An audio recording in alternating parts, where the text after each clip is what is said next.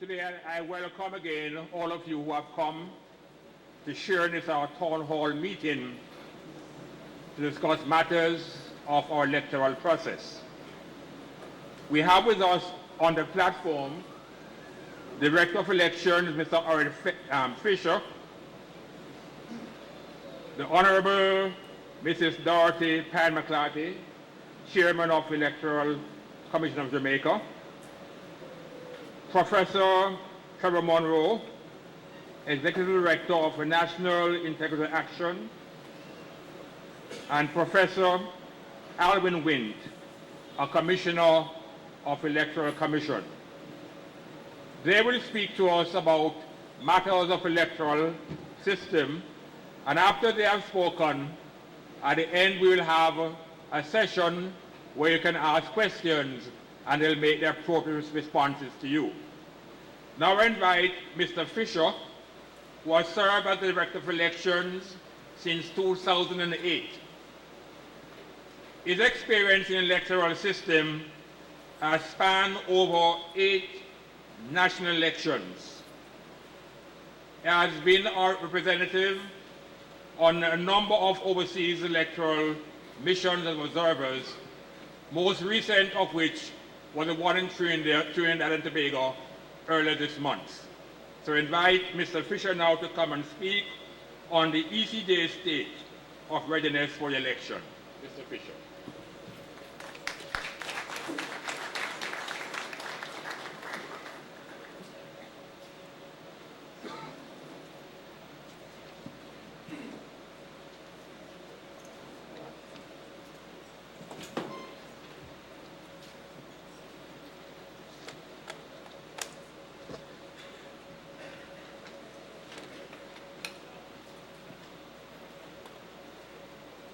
Archdeacon Winston Thomas, Chair of the Commission, Mrs. Honorable Dorothy Pine-McLarty, other members of the Commission,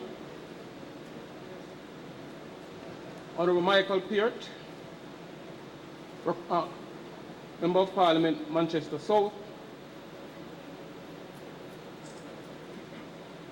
caretakers, chairmen for constituencies, councillors, councillor caretakers,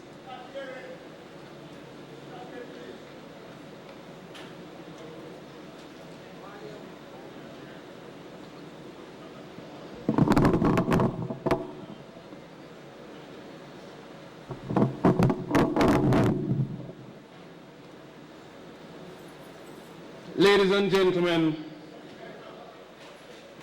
members of the media.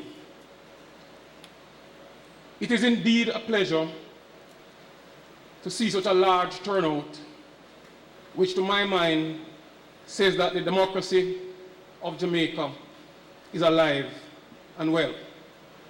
So let me use this opportunity to welcome all of you who would have turned out this evening to be a part of this meeting. I want to start by congratulating all of you who would have volunteered to work in the electoral process in whatever capacity. Thank you very much for doing so. Now the ECJ, EOJ, it is often said, is required to be in a state of readiness so that whenever an election is called, we are in a status where we can move forward. But what does readiness really mean? Readiness is relative because when the election machinery goes to sleep after a national election, there are a number of things that's required to have that machinery up and running again, chief of which is money. However, in between elections, there are certain things that the Commission is able to put in place and which we strive to do that would ensure a certain level of preparedness in the event an election is called. Examples of the things that we can put in place and which we always have in place are a list. The law provides that a list is published every 6 months. And it is the list that is in place at the time the election is announced that is used to conduct the election.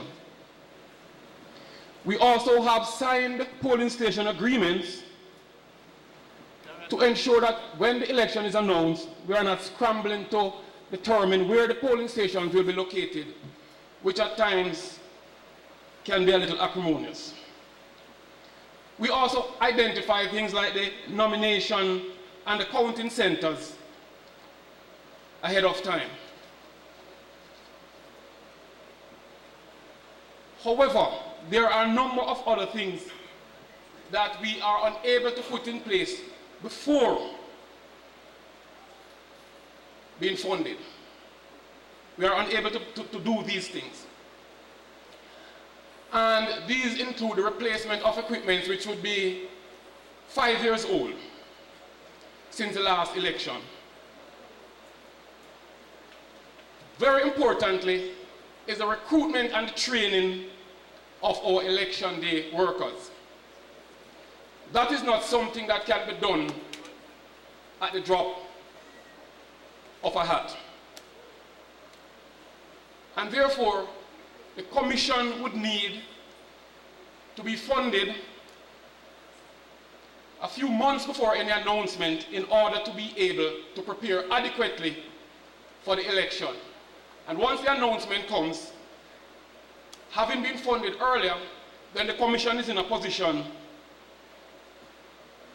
to complete the rest of the arrangements within the statutory time frame from announcement to the conduct of the polls. Let me address briefly a very contentious issue, that of the voters list. Are there dead electors on the voters list? Yes, there are. Someone on the list could have died even since I've started speaking. Are there persons on the list who no longer reside where they were originally registered? Yes, there are. Are there people on the list who have migrated? Yes, there are. Is there a need for a residence re-verification exercise? Yes, there is. However, the timing of such an exercise is critical. The Electoral Commission is not able to prepare for an election and at the same time prepare and or conduct such a huge exercise whilst preparing for or conducting an election. The approximate time that we think it would take to have the residence re-verification completed is 9 months to a year. Therefore, a clear window would have to be provided for this exercise to be undertaken.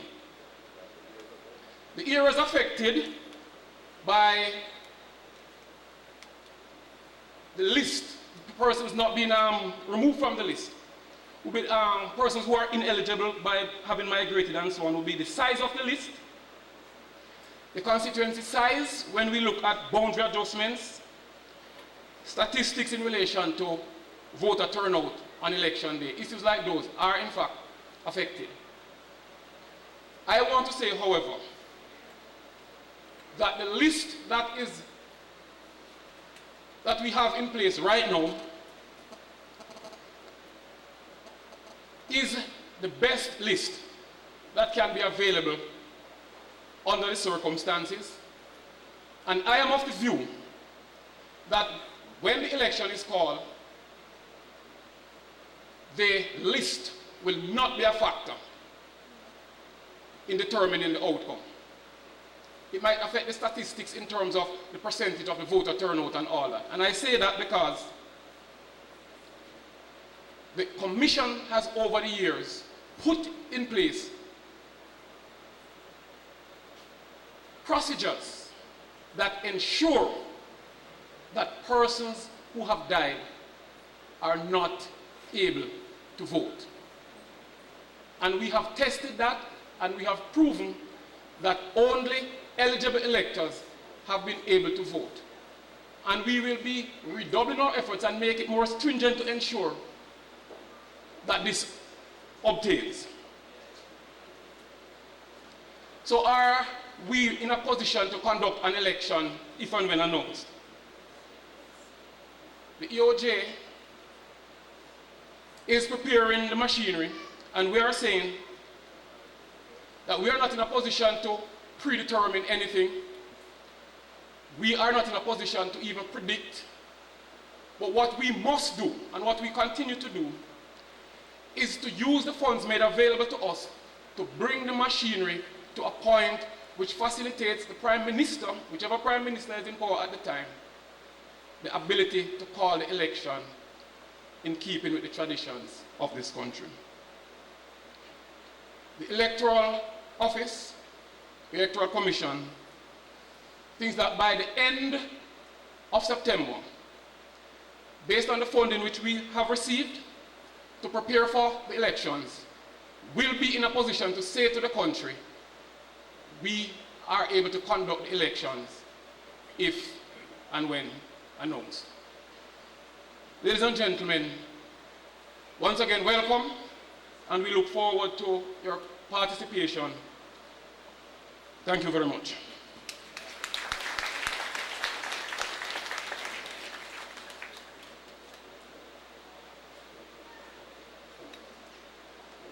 Thank you, Mr. Fisher. Our next speaker for the evening is the Honorable Mrs. Dorothy Pine-McLarty, who is the Chair of the Electoral Commission of Jamaica, and she will speak on more about democracy. Your participation counts. Our chairman, Honorable Mrs. Pine-McLarty, is the chair of the Electoral Commission and a partner with Myers, Fletcher and Gordon firm of lawyers. She has more than 15 years experience in the electoral process and has been practicing law for more than 48 years. We now invite our chairman to address the meeting.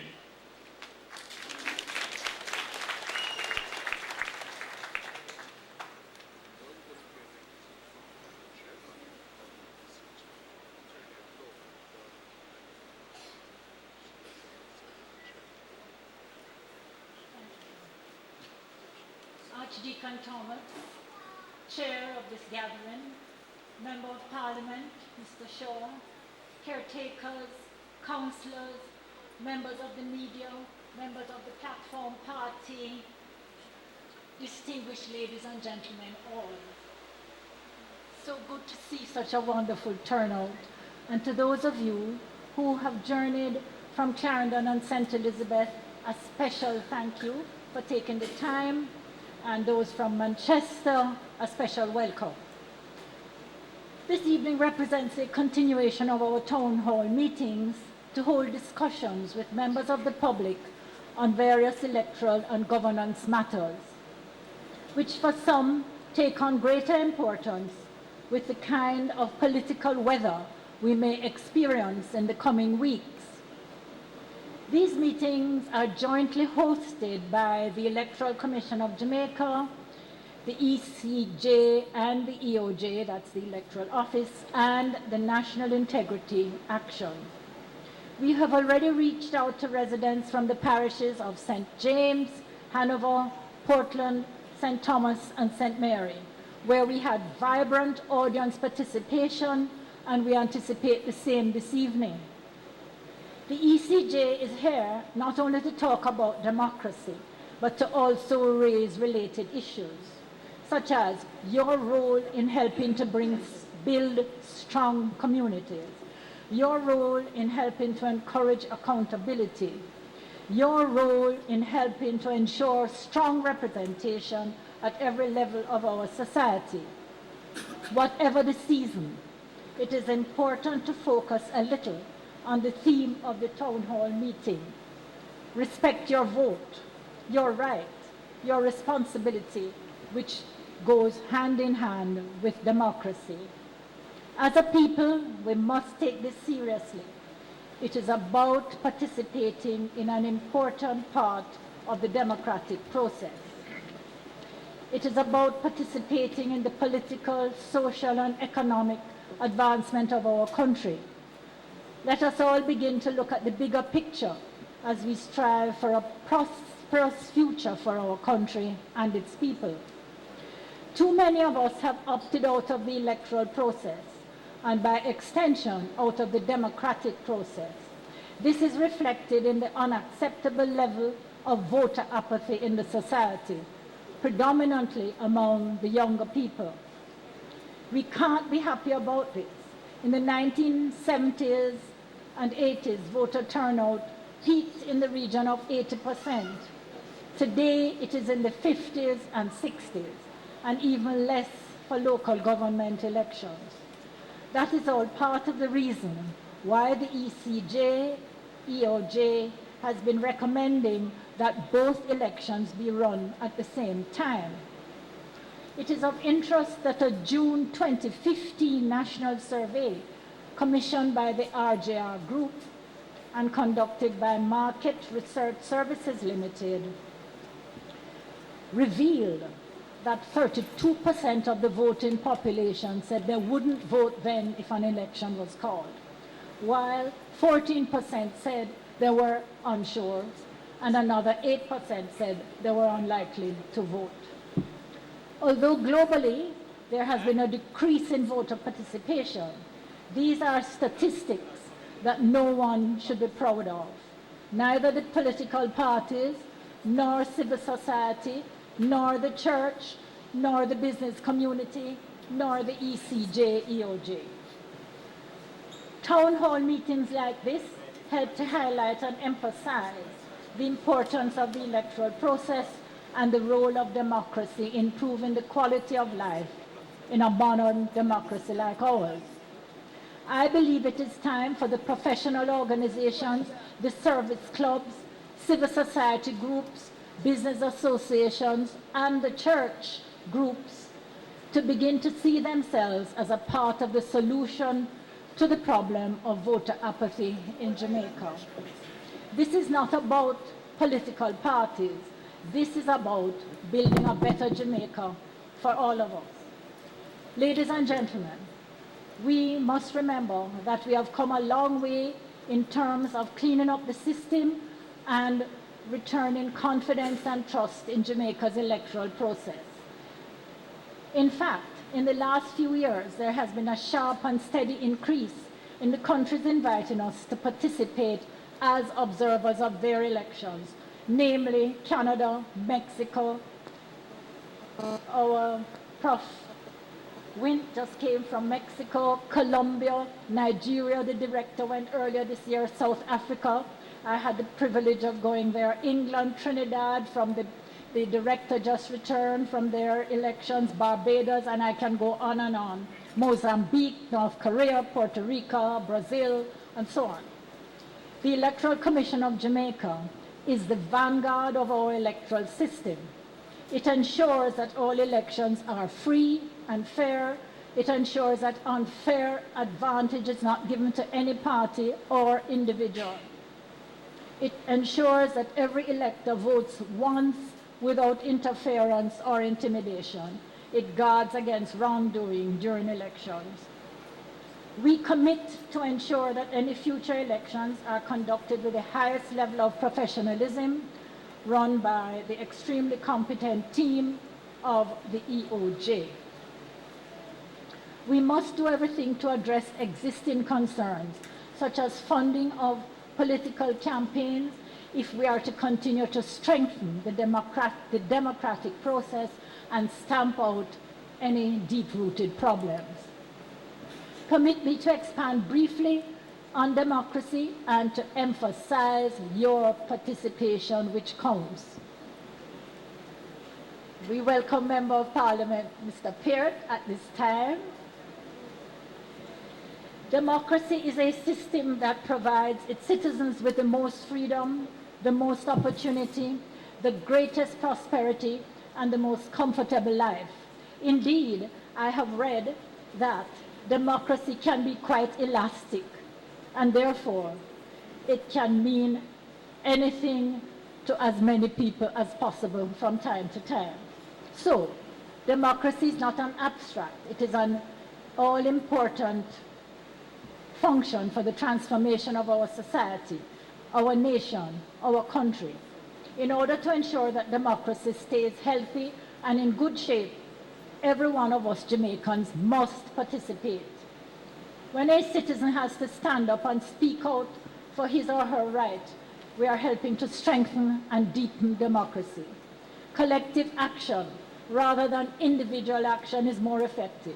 So we must take a collective stance as a country. The authorities cannot fight the problem without the help of the people. We must get off the fence and participate. When you demand transparency, accountability, and fair play, you are helping to strengthen and deepen democracy. Transparency and accountability are essential parts of your participation, so let us insist on this in everything that we do as a people. The authorities will not be inspired to promote transparency and accountability without the consistent urges and demands from the people of this country. We have to get off the fence and participate. When you insist on strong and participatory political representation, you are helping to strengthen and deepen democracy. Democracy is an integral part of controlling government power, and it prevents the people who hold power from abusing it and using it for their own gain rather than for the people's profit. We must get off the fence and participate. When we insist that we as a people must uphold the rule of law, we are helping to strengthen and deepen democracy. In order for a society to continue to be democratic, this is essential. We will not fix the crime problem without the rule of law. An escalating crime situation is a threat to democracy. This is not only a police problem. This is a problem for all of us. We must get off the fence and participate. When we insist that the education system delivers results, when we insist on proper service delivery, when we demand better social services, we are helping to strengthen and deepen democracy. So, based on what I have said so far, you should see the importance of ensuring that Jamaica remains a strong democracy, and that we must always work to improve the process. It is not just about holding and participating in elections. Democracy, however, is not a system that we just introduce once and for all, after which it becomes self-maintaining.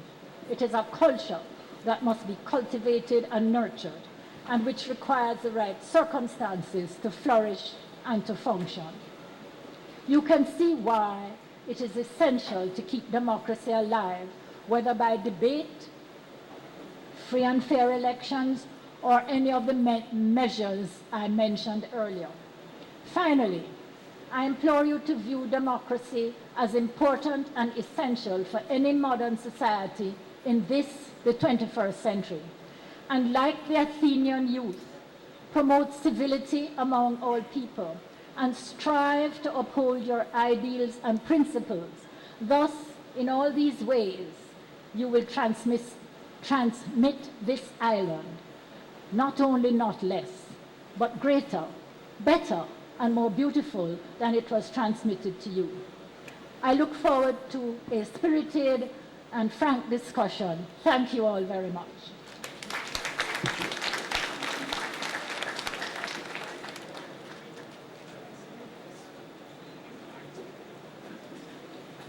Thank you, Madam Chairman.